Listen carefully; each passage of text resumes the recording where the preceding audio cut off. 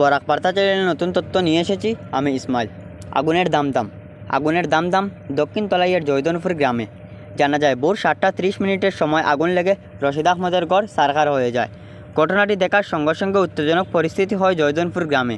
তারপর স্থানীয়রা জল দিয়ে আগুন নিবানোর চেষ্টা করে। তারপর ঘটনাস্থলে হাজির হয় ফায়ার সার্ভিস। এই ঘটনাটিকে স্থগিত রেখে রশিদ আহমদের পরিবার শোকের ছায়ায় নেমে এসেছে।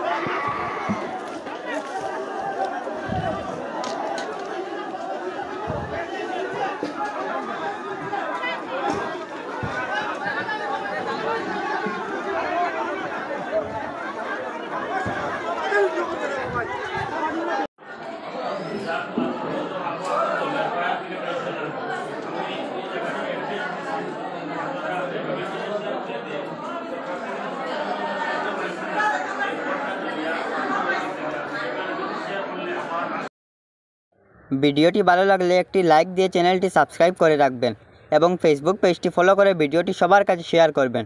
ধন্যবাদ।